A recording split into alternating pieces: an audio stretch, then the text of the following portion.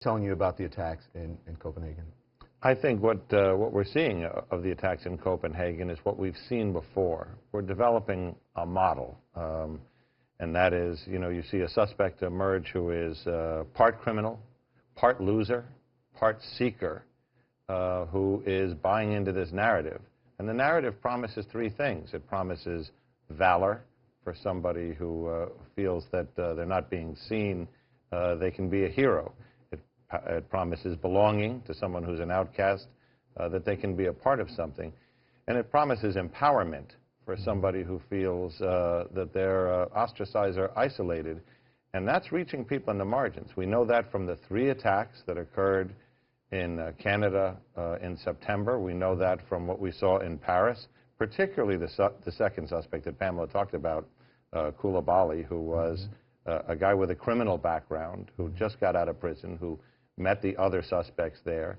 But this is what we're seeing, Don. Yeah. And so when you look at, you mentioned Canada, and then you look in just in the last 6 weeks what happened in Europe, very similar attacks.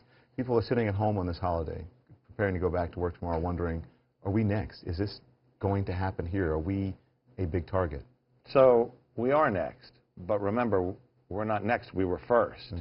Meaning we had September 11th. We lost 3,000 people to a plot on U.S. soil, but that was an organized plot from the corporate structure of al-Qaeda. What we've seen since then is over 200 cases targeting terrorists on U.S. soil, and of those, probably 70 have involved plots against U.S. interests, mostly on U.S. soil, including plots against New York. And we've seen the lone wolves. We've seen the people recruited online in New York City. We saw Zale Thompson, who was a guy who very much fits the model we talked about, Don.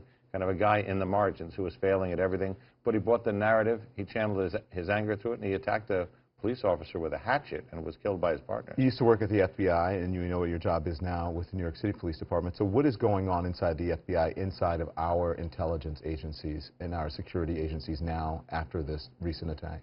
What's going on inside the FBI is what's going on inside the New York City Police Department, is what's going on in the Los Angeles Police Department, and my good friend Chief Downing out there in their intelligence bureau. What they're all doing is, they are trying to keep up with the information and the threats coming in, and they're trying to do the kind of triage, which is, how do you sort out who's a loudmouth, who likes political speak with a tinge of violence, and who's really dangerous. And as I'm sitting here talking to you right now, I have an office full of people who are sorting through those, really looking for what's the targeting package, who do we focus on, who do we put aside.